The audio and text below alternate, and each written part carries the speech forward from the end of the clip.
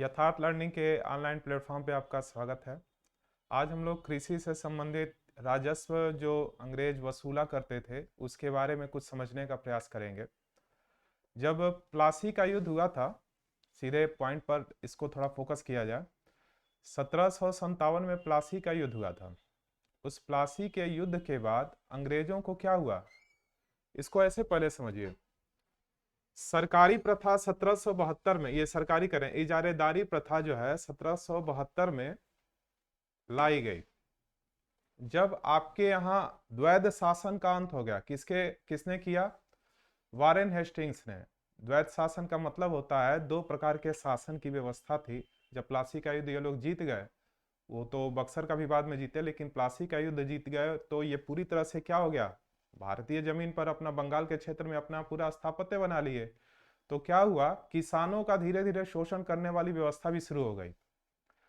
पहले क्या हुआ कि किसानों को इन लोगों ने क्या किया, जब द्वैध शासन समाप्त हो गया तो सबसे पहली चीज इसमें क्या हुई, इजारेदारी प्रथा एक 1772 में आया, वारेन हेस्टिंग्स के ही नेतृत्व में। और इसी में होता क्या था कि ठेकेदारों को 5 वर्ष का ठेका दिया जाता था। ठेकेदार का मतलब है कि गांव में आप जो भी गांव ग्रामीण क्षेत्र हैं या जो भी किसान हैं, उनके भूमि से टैक्स वसूलने वाला कोई तो कोई चाहिए ना।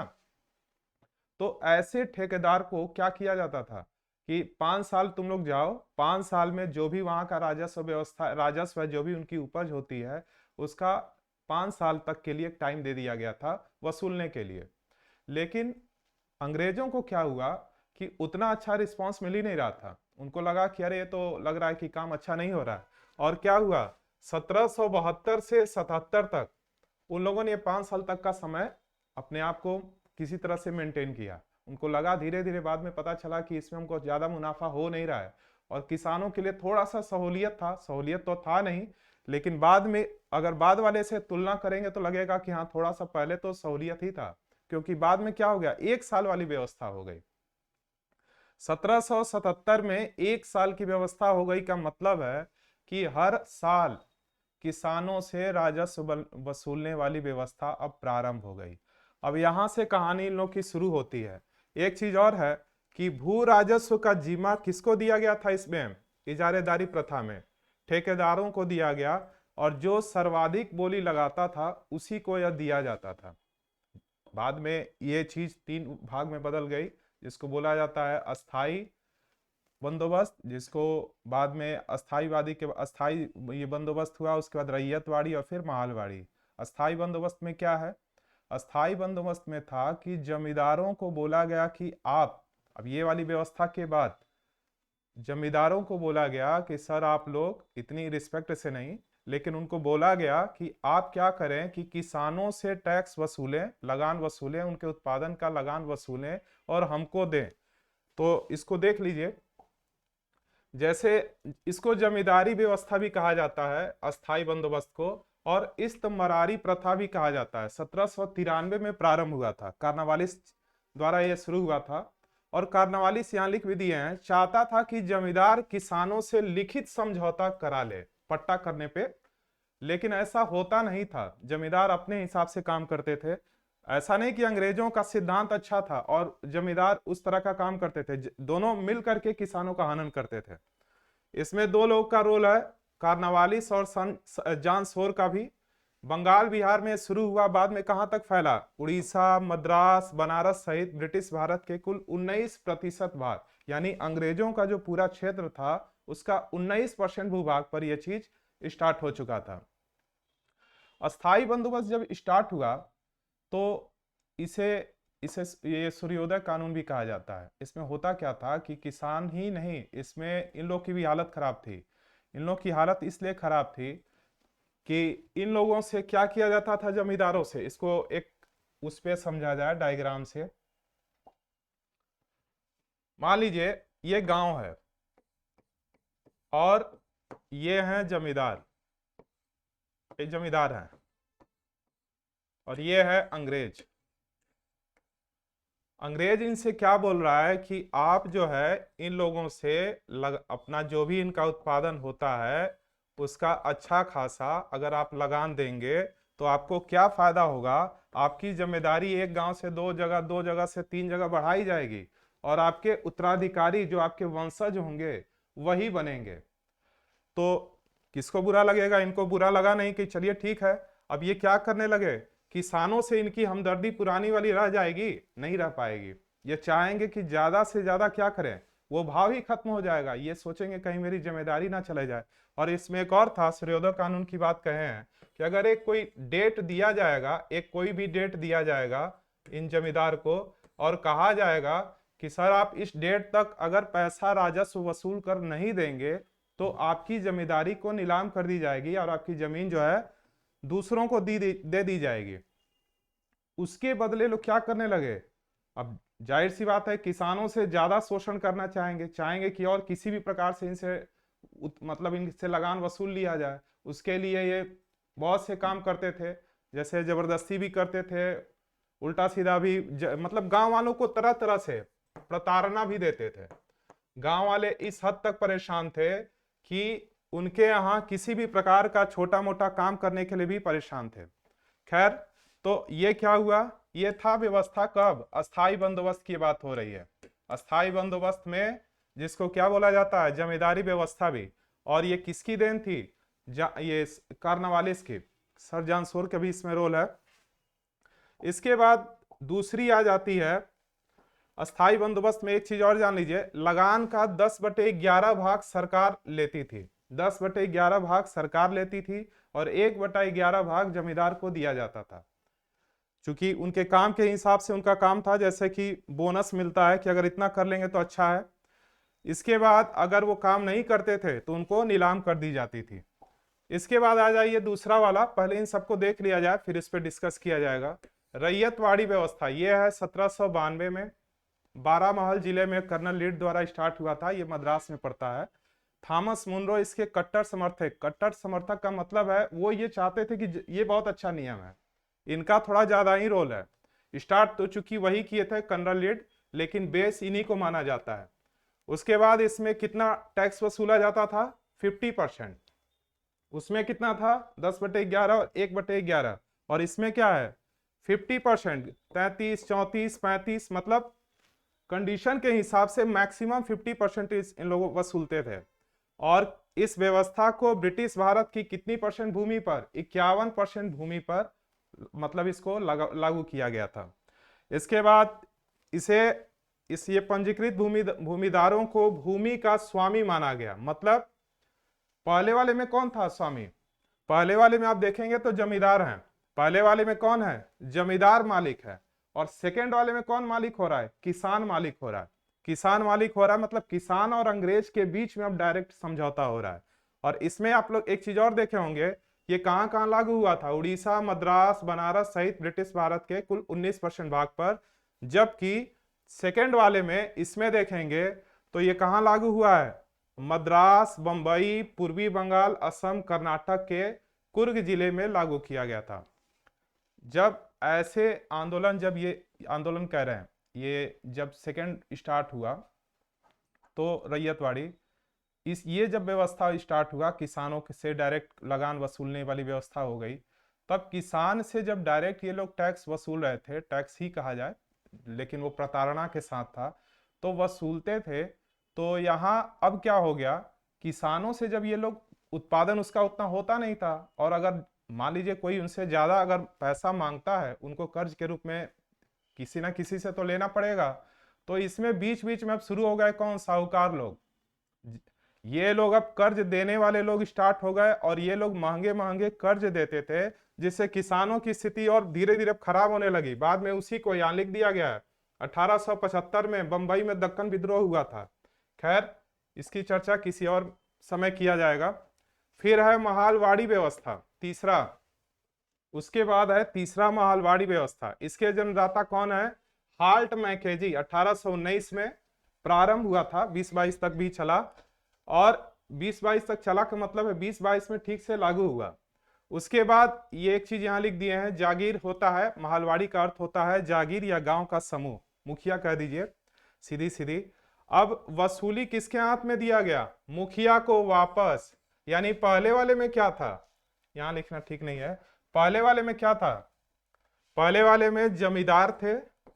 पहले वाले का मतलब अस्थाई बंदोबस्त में, जिसको जमींदारी व्यवस्था कहिए, इसमें जमींदार थे। सेकंड वाले में, रैयत वाले में कौन है? किसान है। यानी किसानों से अब अंग्रेज सीधे मतलब पैसा उनके उत्पादन का भाग लेंगे। और तीसरा है महालवाड़ी। महालवाड़ी में क्या है? फिर आ गए मुखिया लोग।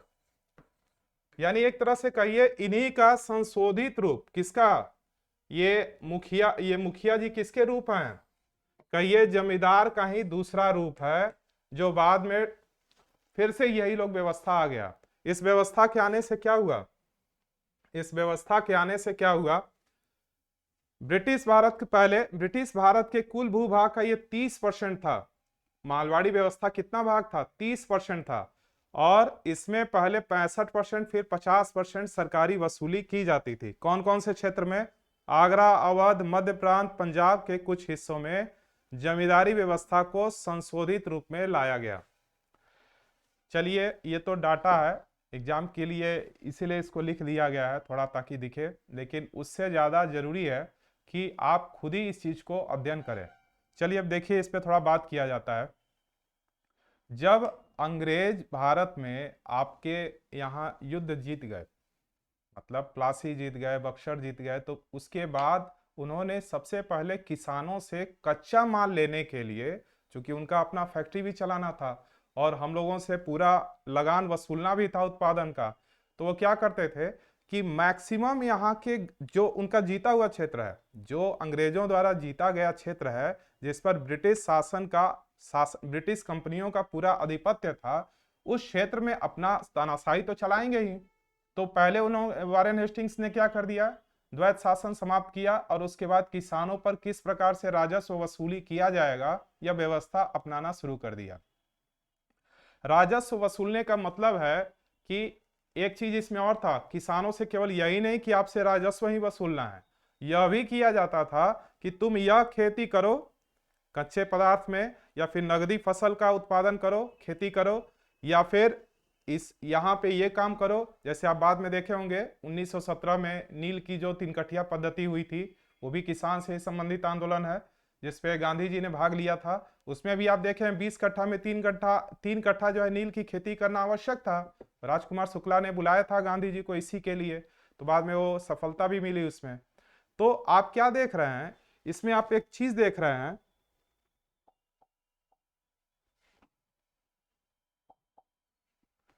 क्या देख रहे हैं कि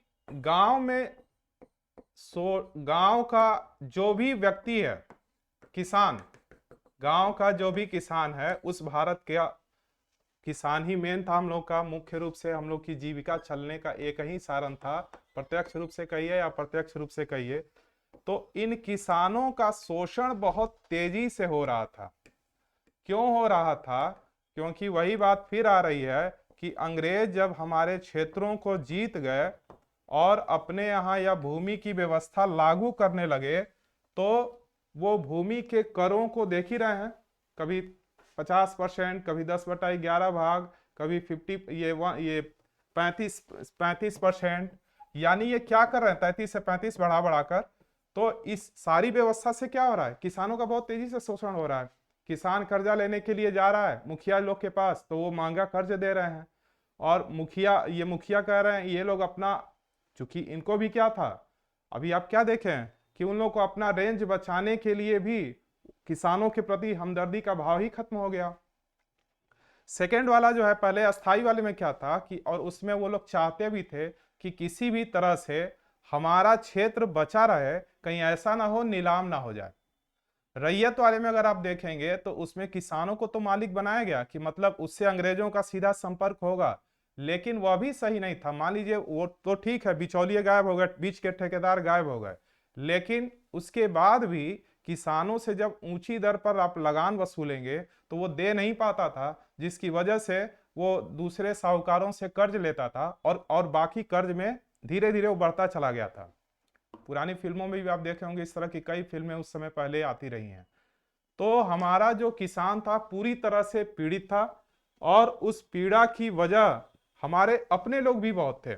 जमींदार लोग, जो हमारे अपने बीच के थे, अंग्रेजों ने ऐसा फुटमत और ऐसी व्यवस्था बना रखी थी कि जिसकी वजह से यह पूरी व्यवस्था चैन जो है पूरी तरह से समाप्त हो गई।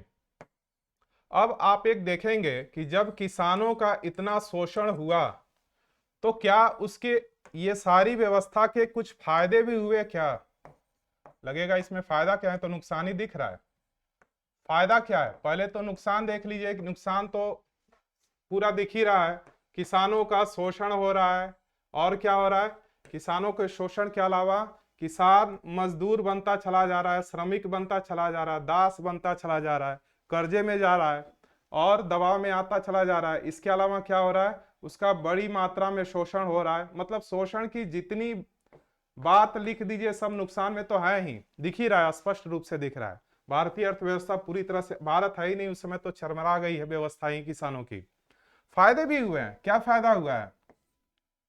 फायदा पहला ये हुआ है कि अंग्रेज हम लोगों का शोषण करने के लिए जो हमारी व्यवस्था थी परिवहन वाली, पहले क्या था, बैलगाड़ी से लोग जाते थे एक जगह से दूसरे जगह, घोड़ा गाड़ी से करेंगे तो टाइम लगता था। उसी बहाने हम लोग को रेल मिल गया। कच्चे पदार्थ को ढोने के लिए वो लोग रेल का व्यवस्था में लग गए, परिवहन पर भी काम होने लगा। उसी समय आप कलकत्ता से कई सड़कें, पता ही है कि कई सड़कें बनना परिवहन के लिए स्टार्ट हो गया। उसके बाद नहीं भी पता है तो पढ़िए उसको, और रेल स्टार्ट हो गया, सड़कें स्टार्ट हो गई, ये व्यवस्थाएं क्या हुई, प्रारंभ हो गई। उसी समय जीटी रोड भी उसी समय चर्चा में आया था। खैर, इसके अलावा क्या हुआ? दूसरा फायदा क्या हुआ? हमारे जो उत्पादन थे वो वैश्विक लेवल पे, विश्व लेवल पे पहचाने जाने लगे। रेशम के हमारे रेशम, जो सूती कपड़े हैं या जो भी कच्चा पदार्थ है, नील हो गया, इसको विश्व लेवल पर लोग जानने लगे कि अच्छा ये भारत का है, ये मसाला भारत का है, ये चीज लोग विश्व लेवल पर जानने लगे। और क्या फायदा हुआ? जो हम लोग अन्य फसलें लगा रहे थे उनके हिसाब से, जैसे रेशम लगा दें, कपास लगा दें, इस तरह के जो फसलें लगा रहे थे, हम लोगों को भी कहीं ना कहीं एक नया, किसानों को एक नया व्यवस्था मिल गया। नहीं तो ज्यादातर हम लोग गेहूं चावल और यही व्यवस्थाएं करते थे। तो ये कुछ फायदे हैं।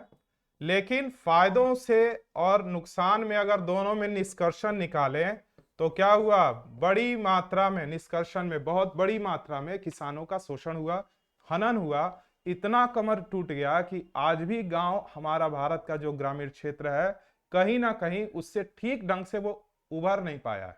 उस समय पंचायत की व्यवस्था तो पूरी तरह से धूमिल हो चुकी थी। किसान करेगा क्या?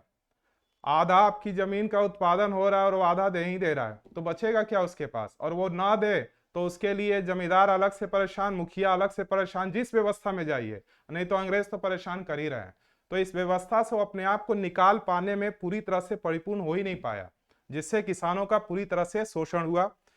ठीक है, अब आप इसमें क्या करेंगे कि ये तो जैसे लिखा है, आपको यहाँ काम यह करना है कि किसानों से लेकर के संबंधित ये तो उनकी व्यवस्थाएं थी, लेकिन इस बाद में और भी एक इसका फायदा क्या हुआ उस पर आपको फोकस करना है। जैसे ये सारी जो शोषण व्यवस्था है, यही सब आगे चल करके आंदोलन का रूप लेगी जो हमारे पक्ष में है। जैसे फायदे में दिखाया जा रहा है ना, उसमें यह भी एक फायदा है कि ये सारी व्यवस्था से क्या हुआ, आप कुंठित तो होंगे ही, आगे चलकर यही आंदोलन का रूप लिया, जिससे बाद में आजादी का, मतलब लॉन्ग टर्म में बहुत फायदा हुआ है। शॉर्ट टर्म में जो लोग उसको झेले हैं वो बहुत बड़ी उनका योगदान है आज भी। और दूसरी चीज है कि जो आंदोलन इकट्ठा होने के लिए जो हम लोग किसान जो है एकजुट होकर कई प्रकार के किसान आंदोलन भी किए, वो भी बाद में देखने को मिलता है। अंग्रेज भी इस चीज को बाद में समझे और संशोधित भी किए। ठीक है, आज के दिन इतना ही। आप भी किसान से संबंधित जो भी ये व्यवस्थाएं हैं अंग्रेजों द्वारा जो शोषित की गई हैं उसको पढ़िए।